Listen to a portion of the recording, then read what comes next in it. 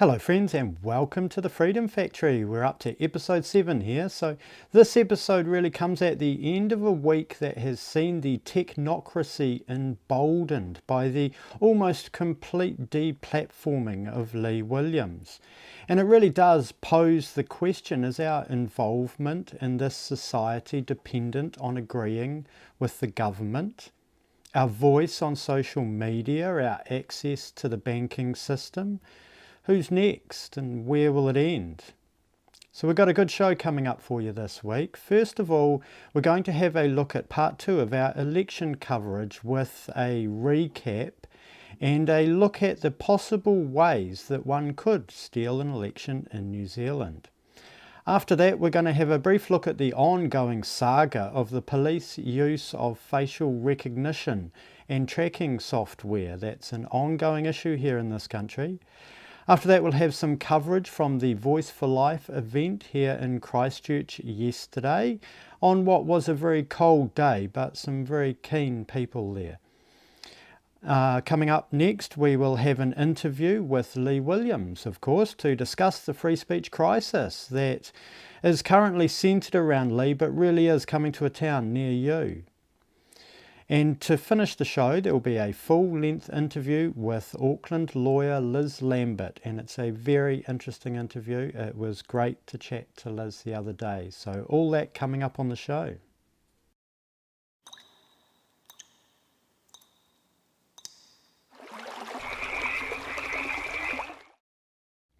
So this is part 2 of our election investigation coverage, and it's largely a recap of information from last week, just trying to get the context straight. We're also going to have a wee look at how the election could have been rigged. So first of all, in New Zealand we only have paper ballots, so there are no voting machines. There's no involvement from Smartmatic and there is no Dominion software. What we do have is an election management system that was built and is administered by a New Zealand company called Catalyst.net. They also administer the electoral roll. Now Catalyst.net is owned 100% by a company called Catalyst IT, and there will be a link in the description to find the shareholders of Catalyst IT. Now the election management system is based on open source code, so there's no great virus lurking there in the code anywhere. There is no provision in the Act to audit the vote, so we can only get recounts in this country.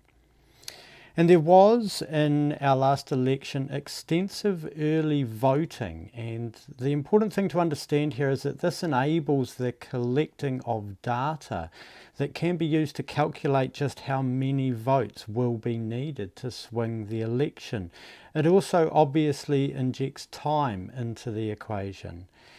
You know, and this really is why traditionally there is a voting day, and there are countries in the world where you can only vote in person on the day, and it's for these reasons. 2 out of 3 people voted in advance, so 68% in the New Zealand election. This is a very significant proportion of the vote here. Now last week we spent a fair bit of time looking at the IT systems that Catalyst is engineering and administers, and the list is interesting and extensive to say the least, and it does on the face of it have potential for data security breaches that could have national security implications. Now Catalyst is a reasonably large company, and a lot of what they do does seem to be done with integrity. And I'm certain that there are a lot of good people working there, and I don't think that the company would have been involved directly. But there is potential for misuse of the data by individuals with access to it. And really, I don't think that Don Christie was involved in stealing the election. I mean, clearly Don is far too busy trying to shut down free speech on the internet. And it's not like shutting down free speech on the internet could influence the outcome of an election, really, is it? The reason that Don and his mates want to shut down free speech is because they're not capable of winning an intellectually honest debate in open society. These comments by Don that we went through last week are really quite disgraceful, and I don't think he realises how much they undermine his integrity. In my opinion, the least detectable way to steal the election in New Zealand would be to produce fake votes, perhaps swapping them for real ones or adding them to the real count. I say again, there is no provision to audit the vote, and you can't do it, at least without lawyers. So once the votes are in the box, they are counted. Now, the most useful thing in rigging an election with fake votes is access to data. And if you want a real simplistic example of this, just imagine if you knew who didn't vote before the votes were counted. You could simply vote for them. It's a very crude example, but it does illustrate the point. I feel that the best way to steal an election in New Zealand would be good old school ballot stuffing or swapping. That way the recount would produce the same fake result. And this venture would work really good if it was well informed with really good data. So let's just have a quick look at a few clips from the AM show back in October last year, just before the election, and remember that early voting gives time to rig the vote. Have a look. More than 1.1 million New Zealanders have already voted, smashing previous records for early voting. 1.15, I think it is. That's the update as of 6 a.m. this morning. In fact, the Electoral Commission predicts more than half of us will cast our vote before Election Day. Chief Electoral Officer Alicia Wright joins us now. How many people do you think will vote before Saturday? So how many people are enrolled, and how many people do you expect to vote before Saturday?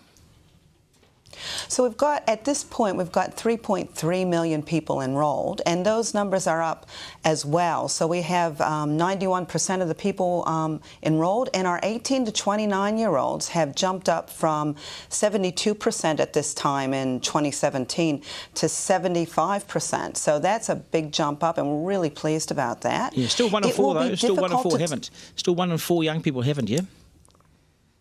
That's right, and we want them to get out there and do this. So throughout they've got 5 days left, and they can enroll and vote at the same time. They can jump into any voting place and do that, and we'd really like them to do that.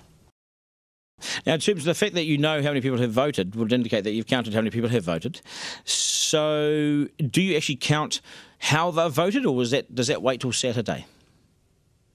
So the way that we count the number of people who've come into voting places and voted, we don't count the ballots until Saturday. So on Election Day, that's when we'll count the ballots, and then we release the results at 7 p.m. on election night. Right. So a full 68% of votes are just building up in a room at the Electoral Commission, sitting in their boxes in the days leading up to the election. I mean, it's undoubtedly an opportunity, isn't it? Now, I don't know that this is what happened, and there would be no way of proving it short of, say, whistleblower testimony, for example. But what I do know is that it is actually really hard to steal an election and get away with it when you have an engaged and sceptical public that are genuinely scrutinising every step of the process. And we really do need to start thinking about this now in the lead up to the next election. We are going to have to scrutinise their process and hopefully reveal impropriety in doing so. So we will have more election coverage is coming up in the coming weeks, so stay tuned for that. So now we're going to have a look at an article that is titled "Police Still Policing Themselves in Use of Controversial Clearview AI." This article is written by Greg Fleming of theBit.nz, and it's from a couple of days ago. So quoting from the article, "Clearview AI, one of the high-tech surveillance tools used by the New Zealand Police, continues to be mired in controversy. Canada has banned it, and both Australia and the UK's privacy regulators are investigating its use by their forces. In 5 European countries, privacy activists have lodged data protection complaints against Clearview, alleging it doesn't have any legal basis for collecting and processing biometric data under the European Union's General Data Protection Regulations. Its use here began in January 2020 without the New Zealand Police informing the government, the Privacy Commissioner or the public. Indeed, even Police Commissioner Andrew Coster was unaware his force was making use of the powerful facial recognition software, one which has the ability to deliver live monitoring of public spaces. Although the New Zealand Police have said they will not use this capability. So I am really trying to get my head around this. So without informing the government or the Commissioner, and it doesn't say anybody that they did inform. So can police just trial whatever technology they want in secret with no oversight? I mean, what kind of police force does that sound like to you? What kind of country? So reading again from the article, Police National Manager of Criminal Investigations, Tom Fitzgerald, said its initial use was limited to about 150 searches of police volunteers and roughly 30 searches of persons of interest. So I really wonder what was of interest in these people. Was it political? So the article goes on, in response to the controversy, New Zealand Police have implemented a policy in September 2020 that outlines what steps are required before new tech can be trialled or introduced, or extra capabilities added to existing technology. Amongst those were the stipulation there be senior level oversight and that stakeholders like the Privacy Commissioner be informed, as well as formal approval be sought from the police's Security and Privacy Reference Group. It appears the police are still policing themselves when it comes to the use of Clearview. Further on it reads, Clearview works by scraping publicly available images of people on the web and storing the images in its database. That enables law enforcement to easily match an image and find out who it is, along with links to where those photos appear on the internet. The article also states Clearview could, for example, identify law-abiding people at a protest, giving New Zealand Police their names, locations and a list of contacts. The article also states Clearview's image scraping violates the terms of service of many sites, and Google, Twitter and YouTube have all sent Clearview cease and desist letters. So it is very dangerous technology, this Clearview AI, and it really will scrape up pictures from all over the place. There's serious issues in law with its use, I would have thought. So we will keep an eye on this story. I think there will be more on it. Now, coming up next, we have a report from the Voice for Life event that was held yesterday. Now, there was a vigil in remembrance of the lives lost to abortion at Hagley Park across the road from the hospital. So here's a report. Grateful to be here. I'm thinking of Louisa Wall's Safe Areas Bill, if that's passed. This might be the last year that we can legally gather here and remember the precious lives that have been lost. At this exact point in time, there's the same memorial event happening in 15 other locations. Hello friends. So we're here today at Hagley Park, just across from the hospital, where there is a vigil for the lives lost in abortion. This has been organised by Voice for Life, but there's actually a number of different groups that have come together here today to mark the passing of these lives that could have been. There's a lot of concern amongst this group about the implications of the Safe Spaces Bill and whether or not they will be able to come here in future years and gather like this peacefully. So, you know, the Safe Spaces Bill is looking at prohibiting this kind of gathering because of the opinions that they express. There really is no other reason. So here we are today covering it for you.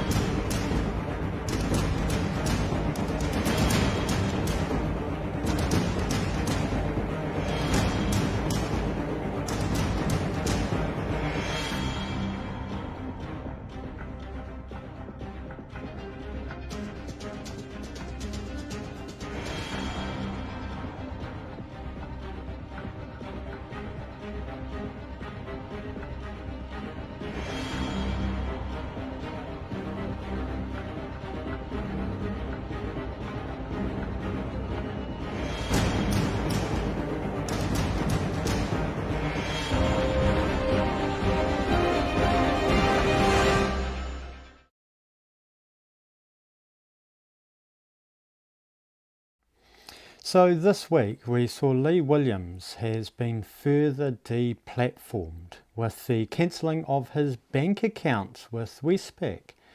Lee has also had the final decision from Synlait terminating his employment. So quite a disgraceful situation really. So I went and sat down with Lee this afternoon for our second interview for the show so he could give you all an update. And after Lee's interview we will roll straight into a song and I will see you after that. So enjoy the interview. So hello friends and welcome back to the interview. We are here today with Lee Williams. Hey Lee, welcome back. Hey, how's it going, Adam? Nice to see you again, mate. Yeah, good to see you again, mate. It's always good to have a chat. Yeah. So the day after our last interview, you had your GoFundMe cancelled. Yeah. Is that correct? Yeah. Do you want to just pick up the story from there? And well, as far as I know, it was the far left radicals in New Zealand and Maori politicians, including Debbie Nariba-Paka and Rawiri Waititi. And what's her name? That McAllister in Auckland University, whatever her name is. She's her and a few others from Auckland University. They've managed to cancel me basically. yeah. And that's it. These people aren't happy with that. Mm.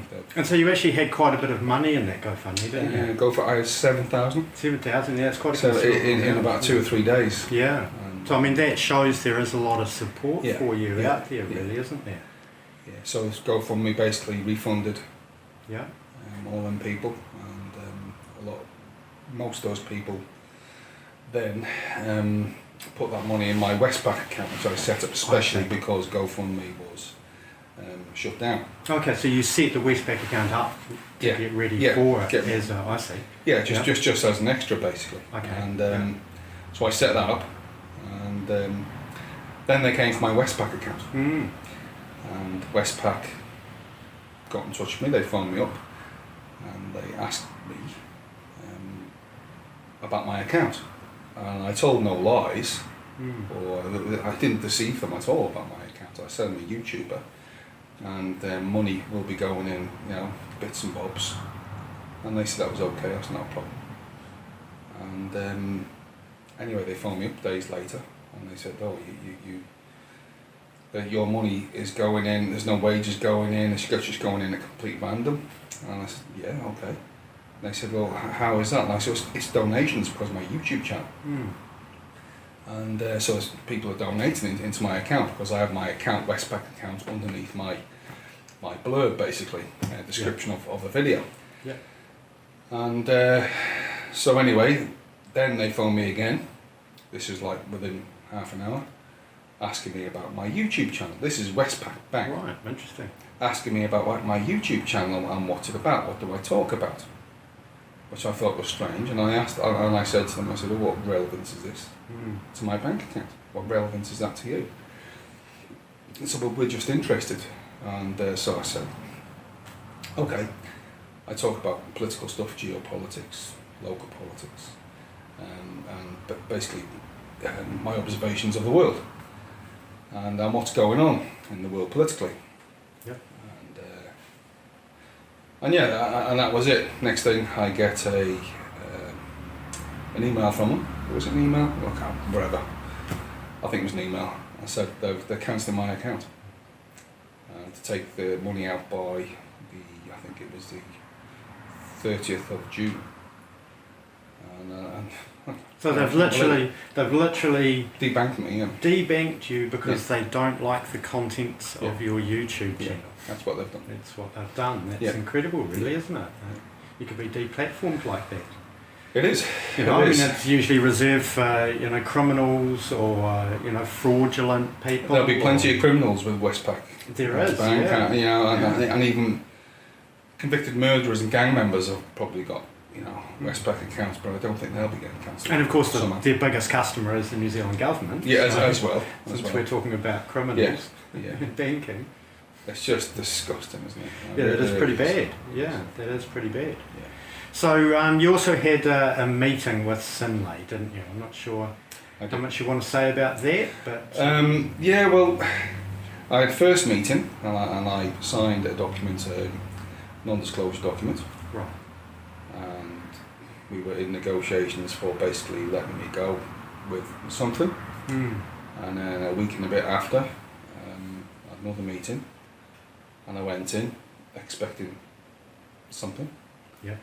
And I came in, and basically they said, you read out a statement and say, from this point on, you're fired. Right. Just like that. Yeah. So they didn't offer. There's no. Nothing. Wow. Nothing. Wow. So Zero. you're of course open to seek legal redress there, shall we Well, say? yes, but they've accused me of bringing Sinlay into disrepute. Yeah, I did actually discuss that with Liz. Lambert, Yes. of course, had an interview with Liz. So Yeah. it is interesting they accuse you of bringing Sinlay into disrepute, even though you never mentioned Sinlay or disclosed that you worked there. You were in fact doxed that you worked there, weren't you? Yes, So I was. it's a bit hard to see how you brought the company into disrepute when you didn't mention the company or draw any attention to it, really, isn't it? But I'm the road of least resistance for Sinlay. They're not going to take on the Maori Party. Yeah, that's Or right. these far leftist radicals who have, the Maori Party, have threatened Sinlay with boycotting if they didn't sack me. Yeah, that's right. We So don't know I because- was the easy option. And it was a cowardly act. And there's a lot of bad feeling now between myself and Sinlay. Yeah, Because I think that's fair enough. because they did what they did. Yeah. And Well, they've obviously chosen, to fire you, and the liability of that, Yeah. it's going to end up costing them something, and Yeah. so there must be something on the other side of the equation that's worth it. Yeah. And the Maori Party especially, and these Auckland University activists, McAllister, I don't know her first name, I don't even care. Don't really care about this woman, but she has said publicly on Facebook that now we've destroyed Lee Williams, or words to that effect, we're going to move on to this South Auckland businessman now. So a fella from South Auckland, he's a businessman, they're going to move to him now and completely destroy his life. I don't even know who this fella is. Yeah, well, that's not really the point. I mean, the point is that you're the precedents, that they're setting a precedence with Lee, that they can mobilise the mob to cancel anybody that they disagree with. And these people are proud of this. Yeah, that's right. They are proud of it, and it's their tool of cancellation. And the problem is, the Maori Party of New Zealand, who are disgusting radical extremists as far as I'm concerned, they should not exist because they're racist. It's a racist party based on race. And them and the far leftists are given carte blanche to do what they want because of this government in New Zealand. Because we've got a Marxist government and a disgraceful, treasonous Prime Minister that's here to destroy this country. Yeah, well, this certainly is an incredibly divisive phase that they've moved into here. is. It's certainly nothing that I've seen in this country before. We haven't operated like this before. So what are your feelings going forward, both for yourself and for free speech in this kind of environment? I think free speech is gone now, it's dead. I think it died a week ago. When I was, just shy of a week ago, the day I was sacked. And they feel confident enough to sack me with no repercussions. And the Maori Party, Debbie Packer and Rawiri Waititi, they feel confident enough to do what they want. They can do anything they want because they're Maori extremists, and they are super troughing, lying, extremists of the Maori Party. They can do anything they want, and they know the media won't come after them. They know politicians won't come after them. They know academia won't come after them. No one's going to touch them because they're Maori. And that's what's wrong in New Zealand. Yeah, that's if you're right. Maori, you can say anything you want and get away with it. Well, as long as you say things that the left agree with. Oh, they agree. If you say something conservative, being Maori's not going to help you. Yeah. It is quite a radical situation, really, and there's a really dangerous precedence. And I suppose, to me, people need to defend this as an inappropriate precedent, and they need to remember this as an inappropriate precedent. And it really is, aside from Lee Williams the man or Lee Williams's opinions, it's the fact that Lee Williams is allowed to have his opinions. as anybody is, because really if they can mobilise the mob against Lee like this, they can do it to anybody, can't they? I mean, Anybody. they could do it to anybody. They could do it to me. Yeah. They could do it to Carl Bromley. Yeah. They could do it to Carol Saiki. I mean, who's next? Terry It could O'Pines. be Terry O'Pines. It really could be Yeah. anybody, couldn't it? And that's the danger of operating like this, really, isn't it? And I don't think it's finished yet. No. I think still the police could come knocking and arrest me for some kind of hate crime and put me in jail. I mean, Well, now they're going to investigate people's concerns. they can do anything they want. Listen, their tails are up now. Their tails are up, and they know I'm not a broken man, but they know I've been debanked. I've got nothing. They want to attack my PayPal. They want to dehumanise me. They have dehumanised me in the press. They're calling me an alleged white supremacist. They're connecting me with the Christchurch mosque attack. Yeah. And this is just disgusting. And This they're is allowed, disgusting. And they're allowed to get away with this. Yeah. And it really is just calling them Yeah. names and, like you're saying, That's all it is. dehumanising Lee. Dehumanising. You know, there's a real people there that have opinions that the government doesn't agree with, and that's, you know, we can't operate in a culture that's simply going to demonise people for disagreeing with the government, can we, Lee? We can. We live in dangerous times. My biggest crime was two things. Two things I can think of. Was doing a satire video of Rawiri Waititi, doing a satire of him, and which I thought I was very proud of because I thought it was very funny. And I think I basically did him very well. And because I did him so well, and I expressed what he said so well, I exaggerated it, obviously, his mannerisms. And I talked about He Puapua. Now, He Puapua is the big one. Something you won't read in the press or the media, because the media have even got a block on it. Yeah, that's right. And that's the biggest thing in New Zealand right now is He Puapua.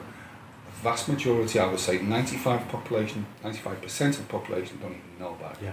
Because the media are ordered that's by right. Jacinda Ardern and the Maori Party to shut their mouths. Yeah. Now, Judith Collins, this is what prompted my satire video of Rawiri Waititi. What prompted that was Judith Collins stood up in Parliament, and this was after I made my videos of He Puapua. She stood up in Parliament and she started to talk about He Puapua, and Rawiri Waititi stood up and he did the haka to drown, and he stood up about 3 or 4 times. Right. He tried to completely disrespect Judith Collins. So eventually he was sent out, him and Debbie Packer, with all the barcode on her chin. She was sent out as well with him, and Judith Collins has not mentioned He Puapua since. David Seymour has not mentioned He Puapua since. None of them have mentioned He Puapua since. Nobody is mentioning it. That's how in fear these supposed opposition parties are in New Zealand. They are terrified of taking on this government, and especially the Maori Party of New Zealand, because the Maori Party, it's them now who run New Zealand. Unofficially, it's them. He Puapua would give them an extraordinary amount of power. It is a UN plan to implement the UN Convention on the Rights of Indigenous People, and we did cover it in, I think it was the second show, so I'll put a link below if you guys want to find out a bit more about He Puapua. But it is a really big deal coming down the pipeline, isn't it? And you've kind of come up against this, really, haven't you? And that is a large part of the context of your deplatforming, really, isn't Absolutely. It was bringing up the He Puapua. That's what destroyed me. And calling out the troffers. Yeah, and calling out the troffers, but they've used my satire video of. They're not going to say that we've destroyed him because he brought up He Puapua. They've said they've destroyed me because I'm a white supremacist, because I did a satire video of this radical extremist, separatist, disgusting, vile human being in Parliament called Rawiri Waititi and his mate Debbie Packer. because I did that, so they call me a white supremacist instead. They're Yeah. not going to say, oh, we've pulled him down, we've destroyed his whole life because of He Puapua. They're not going to say that because they don't want you to know about He Puapua. That's right, yeah. And I mean, really, Lee doesn't dislike Maori. No. Lee dislikes particular people that happen to be Maori. Just so happens, especially them right at the very top. That's right, the choppers. I have no time for elitist Maoris, no That's time right. at all. Yeah. And I mean, just knowing Lee to some degree, he doesn't have much respect for elitist white people either. No. So, to be fair, there's no real difference in views there. And I've got no time for white people who are sycophantic and gutless as well, like these politicians like David Seymour, That's right. Judith Collins, and Simon Bridges, and even Simon O'Connor. Yeah. I mean, what gutless, vile human beings. Yeah. They're just playing a game of being opposed to the government. They are, yeah. These people are That's playing right. a game. They're all in it together. Yeah. They are all colluding. There is no opposition, political opposition in New Zealand. That's right. There's not. And Lee Williams was in a position to begin building political opposition. You are in effect an political opposition figure in New Zealand, and this is what has happened to you. This is the state of New Zealand politics, really, isn't it? So, it is.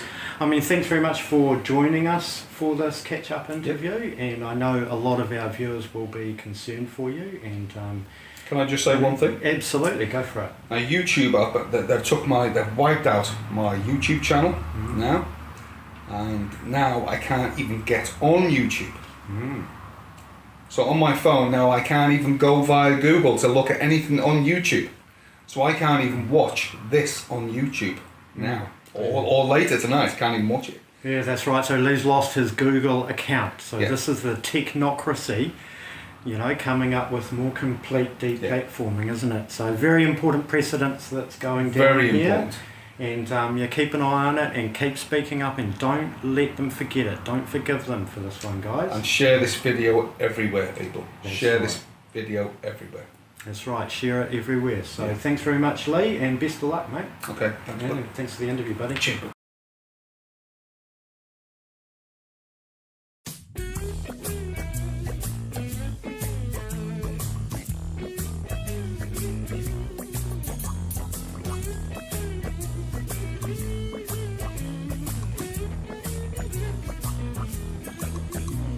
I tried to have a conversation with a man about radiation, the hazardous biological effects. Very harmful. Yes, I tried to show him all the proofs. His ignorance was through the roof. The most deluded man I'd ever met. Totally programmed. I showed him how the frequencies disorient and kill the bees. I showed him how the birds drop out the sky. Look, there's one.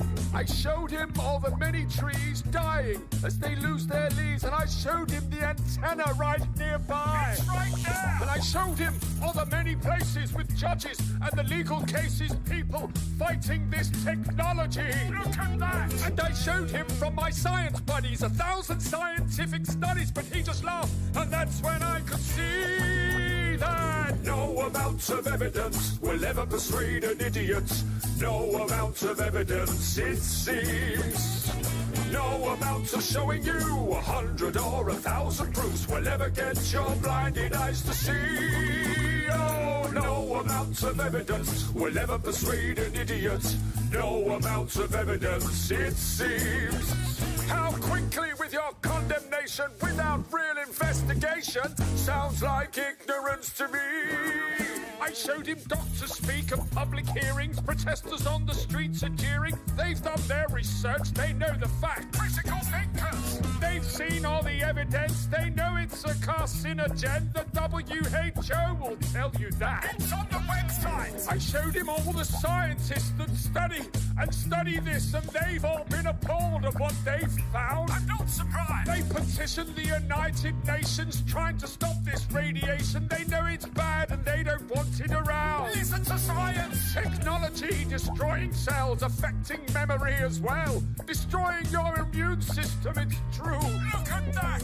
Interfering frequencies are a threat to the health of humanity. Just research a little and you'll find proof. You've got the internet. This new level of radiation of wireless communication has had no safety tests, and that's the truth. Look it up. Yes, I told him to remember that, because that's another damning fact. Will you listen?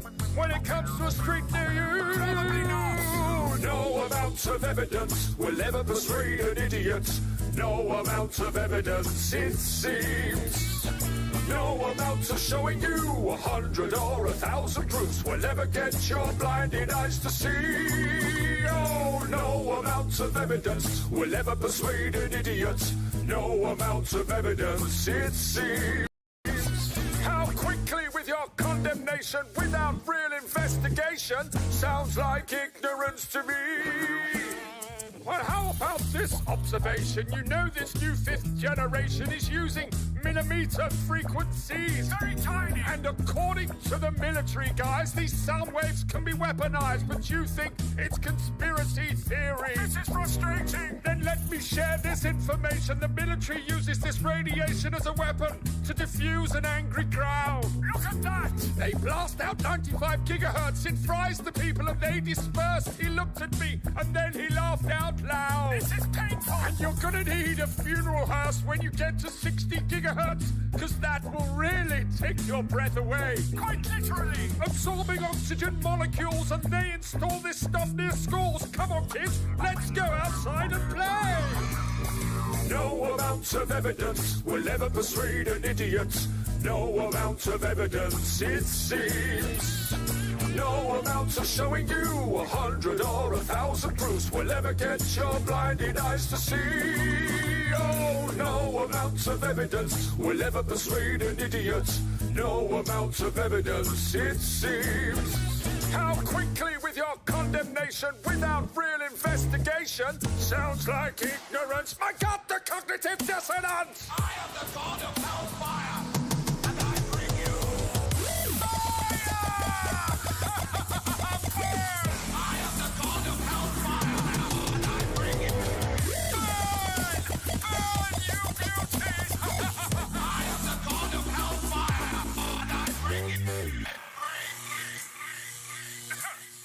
sorry about that.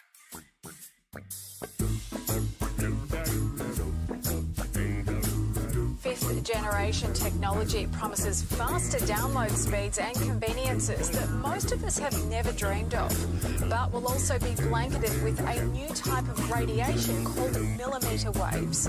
Health experts are warning about the rising risks with a 5G rollout.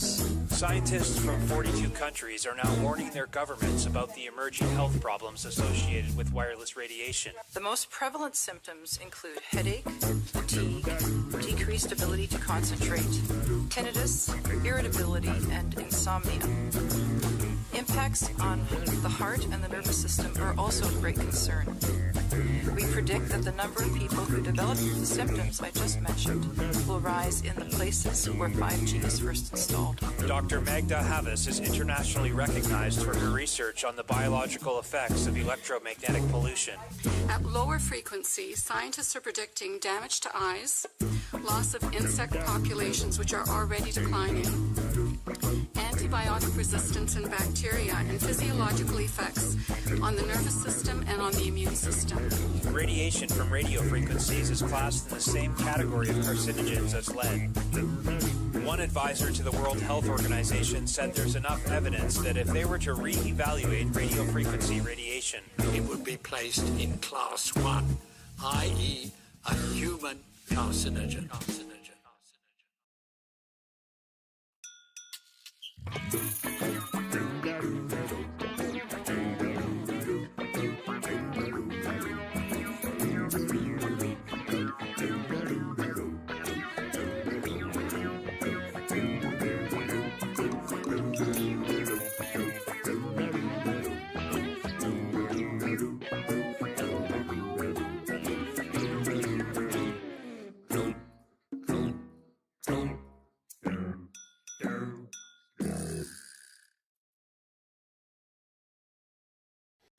So now we have an interview with Liz Lambert. Liz is an Auckland-based lawyer who is, amongst other things, representing Lee Williams in his upcoming employment case. Liz has also done extensive work with allodial titles, and in fact she did the paperwork on the new Freeland title, which is of course in Abel Tasman National Park. Now, I really enjoyed the interview with Liz. She's a great person to talk to, and I'm certainly looking forward to interviewing her again in the future. So I hope you all enjoy the interview. Here it is. So hello friends, we are here today with Liz Lambert, Auckland lawyer. Hello Liz, welcome to the interview. Hi Adam. So thanks very much for joining us. Now, amongst other things, you are of course the employment lawyer for Lee Williams, aren't you? Yes, I am, yep. So maybe to begin with, you could just talk us through the recent events with Lee's case and sort of where that's heading and the implications. Right. Okay. Well, Lee, I think I might have got in touch with Lee and said, do you want some help? And Lee said, yes. And I said, right. You know, let them talk to me then, you know, tell them I'm going to be your lawyer. And then I found out, of course, he's down in Christchurch. So the meeting that we've had 2 meetings. And the first one was not long after that. So I'd prepared myself. I asked them first what the problem was. And they referred to a couple of clauses in their employment agreement, which basically talk about don't bring the company into disrepute. There's 2 of them, but that was the guts of it. And then we had the meeting, and we had a bit of toing and froing because they wanted to plod along forever and ever, and I was busy and said, well, hurry up, because you're not going to hold a meeting when I've got, you know, somewhere to go, and you're not going to have this sort of luxury in court, and this is where we'll go if we don't get, you know, some action. Yeah. So I pointed out to them that there was no causal connection between their employment agreement and the fact that the Maori Party people had put up a petition. Lee has never ever mentioned where he works, what he does. There was no way in the world. I knew he worked in Christchurch. He occasionally, you know, said I've come off work or something, but there was never any talk, and any of nobody even asked about it, and you know, in the comments underneath his video. So it was never any you know, suggestion that there was anything to do with his work. Yep. Yeah, well, that's the thing, really. How do you bring the company into disrepute when you don't mention that you work there and there's no connection to the company, really, is there? That's right. And I mean, that's the whole basis of an unjustified dismissal, because if you say, well, we've just imagined there is, or, you know, we've had bad things happen to us because the petition basically said there's a racist working at Sinlay, named the company, okay, and also threatened the company. They threatened the company that they were going to boycott it and boycott the products, and so they'd got Sinlay had then got a whole lot of letters from various people saying, you know, go ahead and you know, sack him, and others saying no, don't sack him, and stuff like that. And the shareholders were getting upset because it was like, oh no, what are we going to do? Although I don't really see how they were worried about their profits, actually. And I actually said to them in one of the emails I sent to them, which we will publish, by the way, we'll publish all communication, because this is how I run an employment case these days. I don't care if we end up in the court eventually, because my aim is to get companies to settle out of court. I don't quite frankly, I don't trust the courts. I guess this is where the court of public opinion really does come into play, isn't it? That is the mechanism by which we keep the rest of them honest. Yeah, basically, isn't it? It is, because So, out of public opinion actually becomes how you vote. It gets put into action in the ballot box. But we know that the election was rigged as well. So it looks like we're going to have to try things in the court of public opinion and actually take action outside. I'm not talking about hang drawing and quartering. I'm talking about boycotts. I'm talking about shaming. I'm talking about exposing where there's there's wrongdoing. For example, on the part of Ngāruia Paka and Waititi, they should be sued for what's called industrial espionage, actually. Yeah, I can see the industrial espionage angle and the malfeasance angle as well. And there's a number of quite serious breaches in law there, it seems to me. What's your opinion on that? I think, well, I'm keen on the industrial espionage, because I think that's what, on a huge scale, that's what happened with the lockdown. It was an industrial espionage move on a massive scale by the CCP on this country and on other countries in the world. Yeah, honestly, I think you're completely on target there. I think that's exactly what it is. And that was my opinion at the time, that this is industrial espionage. And, it is very similar in the way that the Maori Party would have affected the bottom line, or threatened to affect the bottom line of Sinlay, and the kind of pressure that could be put on them to do something that is, the firing of Lee Williams is blatantly unlawful. So they're willing to go to court and pay out on this, so there must be something on the other side of the equation driving them to do it. But what they never realized is that we wouldn't play nicely. We're not going to play nicely. This is people's jobs. This is people's lives and livelihoods. We're not going to play nicely anymore. We're not going to play in the court and keep our mouths shut. But no, well, it is. Yeah. We haven't got enough lawyers who will do that same thing. That's right. It really is a crossing the Rubicon kind of moment, isn't it? That the precedent that they are trying to set with Lee is what's really troubling here for a lot of us. They simply get to press the media to label him a white supremacist. He's never declared any views of white supremacy. This is just a label that they're putting on him. And, then we have Maori Party MPs promoting the firing of him, and we have the banks, deplatforming his bank accounts. And I thought it was quite interesting that he banks with Westpac. And of course, Westpac's largest customer is the New Zealand government. So it really raises the question, was there inappropriate pressure placed on Westpac from its biggest customer? Well, Westpac is quite capable of being a dirty dealer all on its own, but they are the banker for the government. I came across them when I did the Crayford Farm cases, right?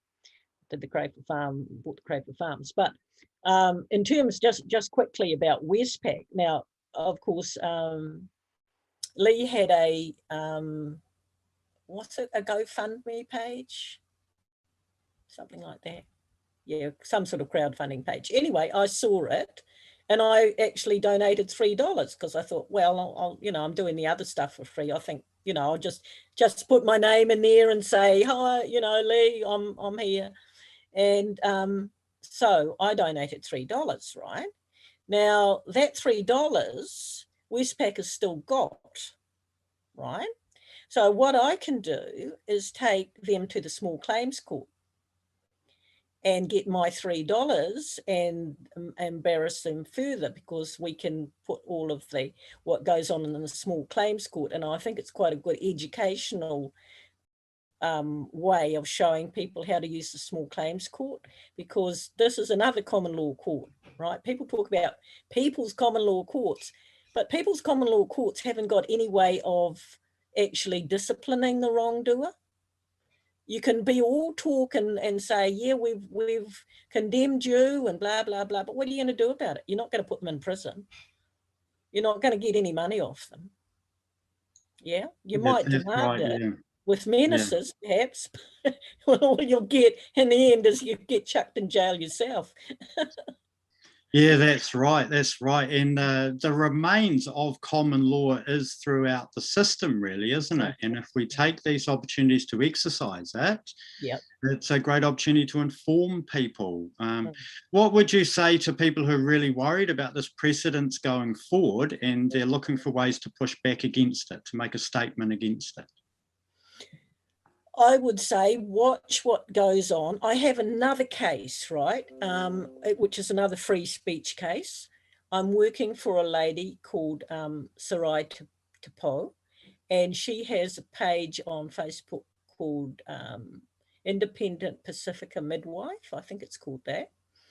And we've been running a battle with the Midwives Council, because they did that same sort of thing. You've been saying something on a Facebook page and we didn't like it. We published all of the, and it was scary for her, but I mean, they were threatening her registration anyway. So she sort of thought, I said, oh yeah, I'll do it, but we're going to run it this way, right?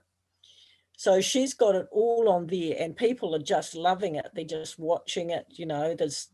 I think there's only about 2,000 midwives in the country, and I think there's been, you know, maybe, I don't know how many thousand people have looked at it. So they're watching to see what happens. Now, the Midwifery Council have backed right off, and there's examples of my letters to them on that page.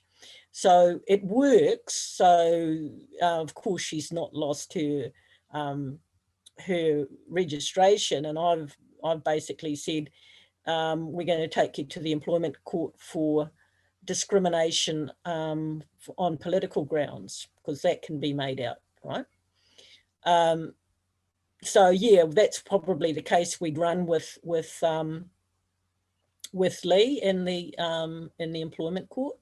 So people can look at it, and you know what, there'll be cases in their own experience that they can run themselves. If they can see my letters and the way I structure it, they can write their own letters and they can, you know, haul their employers over the coals. And most people won't have to get anywhere near having to make a complaint to the court at all, because the employers will back off. It's the same with avoiding the jab. Yeah, I've got quite a few clients that's I'm working on that as well. So yeah, and the employers back off, so they still get their jobs and they don't get the jab. Yeah, so I guess really it's a case of it not just being a precedence for them, it is a precedence for us as well, isn't it? And an opportunity for us. For you. This is not for the law books. This is probably, most of these cases will never go to court, because people just need to be shown the way. Yeah, that's right. They're so used to people not standing up for themselves and just not objecting and not engaging the process, just walking away from the fight. Yeah. And so I guess for me, that's the big lesson I feel for us going forward, after the case of Lee being cancelled, is that we all just need to speak up more and push back more and shine a light on it more when they do this, and they single somebody out, because that's really what they've done here. They've decided that Lee is divisive enough to single out and make a precedence out of him, and hope that people will disagree with his style enough to not speak up for him. Basically, really, isn't it? So, well, people don't know what to do. I think people would like to speak up, but they haven't been shown an example. Yeah, well, that really is. We're all. I mean, this whole. I know it's a fight of good and evil, and it's a fight, you know, against racism and anti-racism and you know, all sorts of things. Yeah, what would I characterise it as? A free speech issue that can be tried in the courts as in the employment courts as a discrimination on political grounds, which is one of the things that you can use. You can also use the Human Rights Commission. Oh, yeah. But you see, these people are so untrustworthy. It's like I said at the beginning, you know, the judges and the commissioners are so untrustworthy. We just don't know what we're going to get. It was formed, common law is, you know, all of the experience of how people lived in the past and continue to live, because the human condition is always pretty much the same. And so you got stare decisis, where the cases come down and give you the example of what principle you should apply in a certain situation. For example, the 4 cases that are in the proving the fact of allodial in New Zealand are all land law cases, which are one part of common law, right? Right. Land law. So you've got 4 in the common law. You've got 4 categories. You've got land law, criminal, contract, and tort. Right. And land law is the law that proves the allodial. Okay. So yeah, so that has been a bit difficult, because, you know, I understand, I truly do understand the frustration of people. They're trying from a non-lawyer's point of view, trying to do what a lawyer should have been doing, right? Yeah. There should have been lawyers who said, we haven't got fee simple here in the correct way. We never had a conquest. That's the only way you can do fee simple. Yeah, it's imperial law. It comes out of the Norman conquest. Oh, yeah. Yeah. Okay. Yeah, there's lots of things about our constitutional law that are a bit of a mess, really, eh? Well, we don't have our constitutional law, what is it? I mean, most lawyers wouldn't be able to tell you what it is for a start. And they'll say, oh, well, it's you know, we take things out of 1688 and Magna Carta and blah, blah, blah. But those are just all arising out of the common law anyway, because Magna Carta was the argument between the commoners. No, well, it wasn't actually even the commoners. So Magna Carta is a difficult one, because it's quite narrow, the things that you can take out of Magna Carta in terms of your everyday life. Yeah, very. And when you look at the history of the time, it really was a deal between the king and the barons to secure the crown from the barons. The rights really didn't apply to the commoners at all. Well, the barons were lording it over the commoners. Yes, very much so, yeah. It wouldn't have been a lord if you didn't have some commoners to lord it over. Exactly, yeah, exactly, yeah. The Crown and Maori have held hands right from the beginning. And, you know, there's all sorts of favours done. All sorts of favours. Yeah, that's right. Yeah, and often just money handed across, really, isn't it? It's just good old money, you know? And they go up to, the government goes cap in hand every year to Waitangi. It goes to Ratana on Ratana's birthday, 25th of January, and it goes to the King's birthday, which I'm not sure if that's, you know, they probably do have a King's birthday bash, you know, that's the same time every year. Whether it's his actual birthday or not, I don't know. But yeah, so they go cap in hand and ask if they can continue to govern. Because, so really, when Lee talks about the troffers, he's kind of not far off, really, is he? I mean, they're just pigs at the trough, you know? Yeah. Yeah, and of course, since he's lost his bank accounts, so Yeah, which Yeah. to my way of thinking is just such a serious precedent. It's really I've troubling. lost my bank account off the banks before. They did, when you were an enemy of the state, they do that. Yeah. Yeah, that's right. Yeah. I had a number of bank accounts. I used to have about 1, 2, 3, 4. One stage I had Westpac, I had ASB, I had ANZ, Westpac, ANZ. Yeah. Anyway, I had a number of them. Right. And oh, that's right, Kiwi Bank, and I lost all of them. So I'm with Taranaki Savings Bank now. Okay. But so why'd you Dubbing lose them? I was experimenting with how the international credit system works. So I was writing checks. I was writing checks to see how they went through the system. So I was writing extremely large checks. Wow. I first started it off checking it through my own system, and so I've actually got the printouts, you know, my monthly statement, which is what they used to send in those days, because this was back in 2012, I think. Wow. And they sent me one, and it was a couple of them actually, and it showed that when large amounts go through your account, say $7 million, say, then and especially if you do it on a Friday when you've got a kind of a banking window close, then it sits in the account and it gathers interest, and that's all right because they reverse it out in the end. But they don't always straight away. And I had one person I did it for, and he went and took $1,000 out, and because I think I put $1 million into his. And it had interest on it, which was available, and he went and took it out and gave it away. And he was a pensioner, and Wins wouldn't pay his pension that week because they'd said, you got $1,000 and we, you know, you don't need any more. So he was quite upset.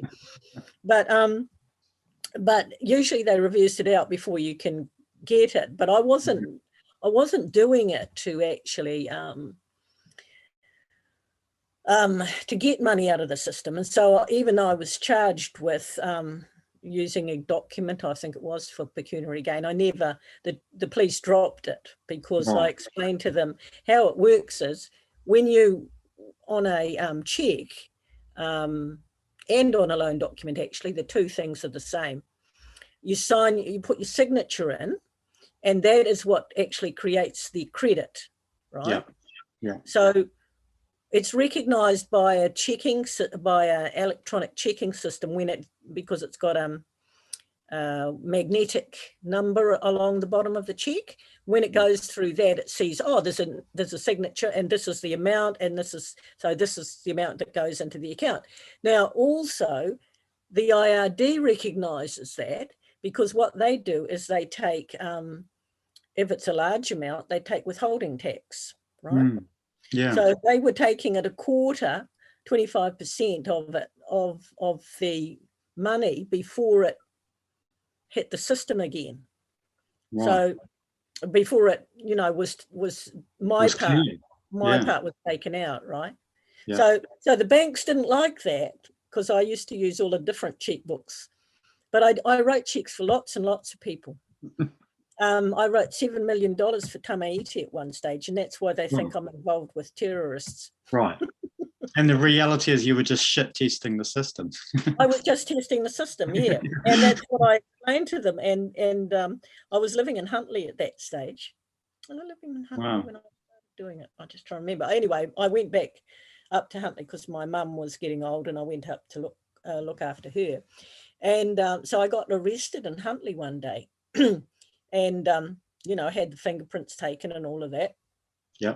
And then I was on police bail for a couple of weeks, and I went to the Huntly court, and they waited till everybody had gone, and then the police rolled up and said, oh, we're withdrawing the case, Your Honour.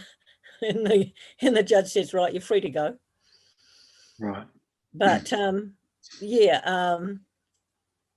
the new freelance stuff. Right, yeah. So what's your involvement with the new freelance stuff? Well, I did the legal work for New Freeland and Kelvin did the actual settlement, right? Okay. And so both of our names are on that piece of land, you know, as allodial use holders, right? Yeah. But the Department of Conservation, well, it wasn't even a department, it was a Department of Conservation that finally, well, they didn't really come to arrest me. They came to they were doing a bit of a sting operation on a paedophile, actually, that was staying in one of the buildings. Well, they'd been told beforehand, the Department of Conservation, even though they had a waiver to continue the operations, they'd been told beforehand, don't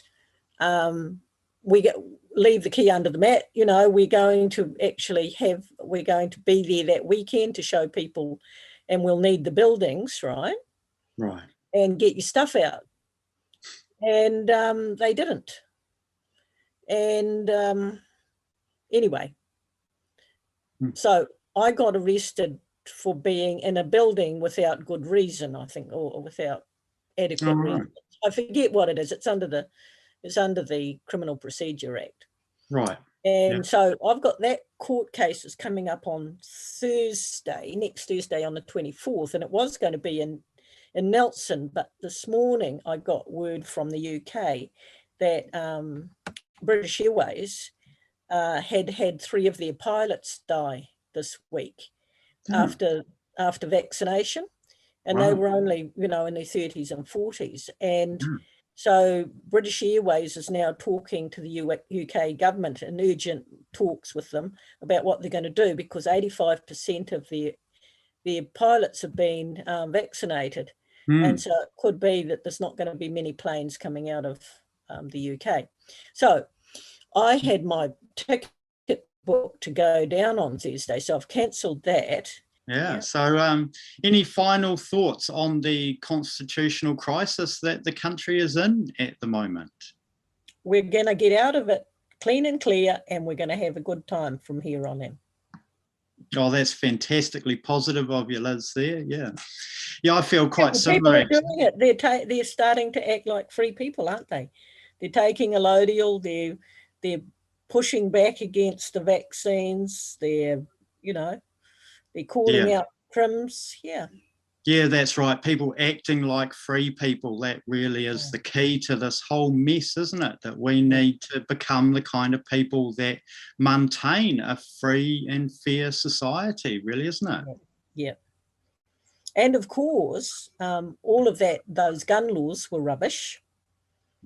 Because that was a setup. That was, there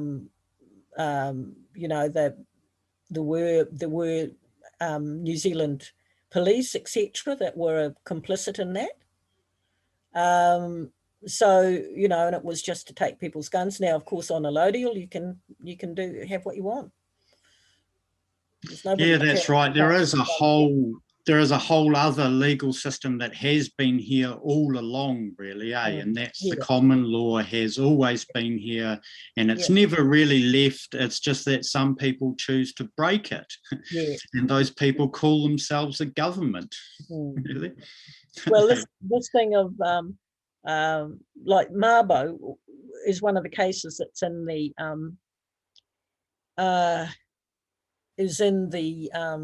document about New Freeland, like the kind of the historical legal part. There's 2 parts. One is kind of the political and one is the legal. But Mabo was talked about in a movie called The Castle. Have you seen that movie? I think I might have actually seen it quite a few years ago. Great movie. And I think the lawyer in it is actually one of the lawyers who worked on the Mabo case, because Mabo was about the people in the Torres Strait Islands, I think it was. Was it the Torres Strait? No, it was up in the very top of Australia anyway. And they had always lived on their land and used it. So they'd always maintained ahika, right? But the problem with Australia was they didn't even have any jurisprudence about, land rights, because Australia was taken as what's called terra nullius, which means empty land. So they didn't believe that Australians had enough political organisational skills, or even that they stayed in one place and farmed land. So under that doctrine, you could say terra nullius, right? But they were able to establish that they stayed in one place, and they'd fished in one place, and they, caught, gathered food in one place.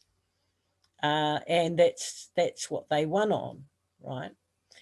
Well, then I think they have 1/3 of the land mass in Australia. But the interesting thing for allodial about Australia is that there's been cases after Mabo that say, well, all of the Crown land in Australia now is open for Aboriginal people to claim, right? They can claim it all under the native title, right?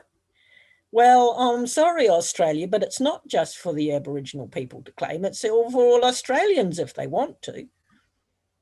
They've even got a piece of law that recognises allodial title, which is what they got in Mabo.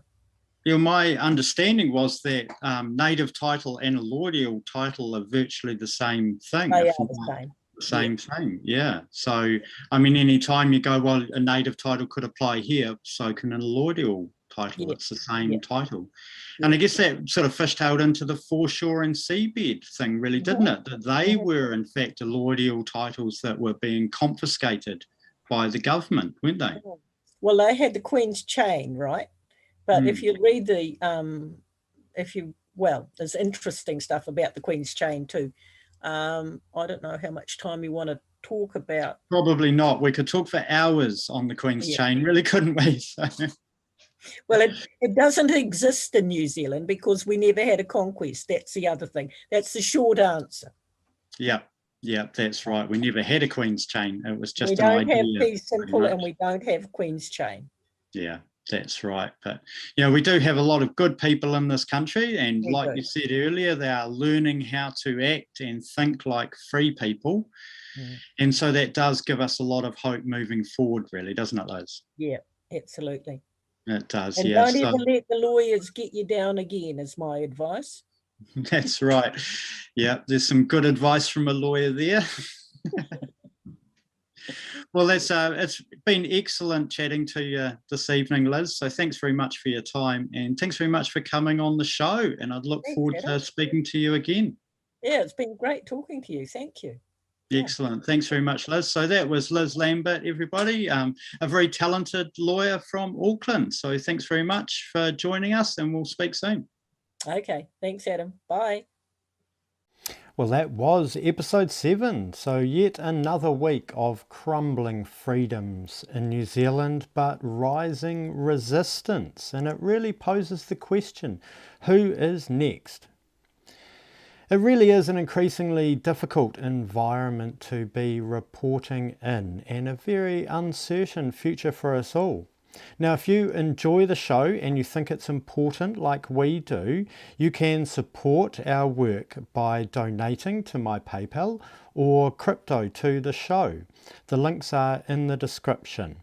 The reality is this show doesn't have funding. We just produce it anyway by whatever means possible. So donations, they really do make a huge difference to this show. The algorithm, it doesn't like the show, and it does everything it can to not let people see it. So really the biggest thing you can do is share the show. Share it. Don't forget my interview channel, which is on BitChute at Adam Nuttall. And you can, of course, find the show on Telegram, BitChute, Rumble, Twitch, DLive, VK, Odyssey. Please comment freely. We love reading your comments. Look after yourselves and the people around you. And we will see you all next time on the Freedom Factory. Thanks for joining us.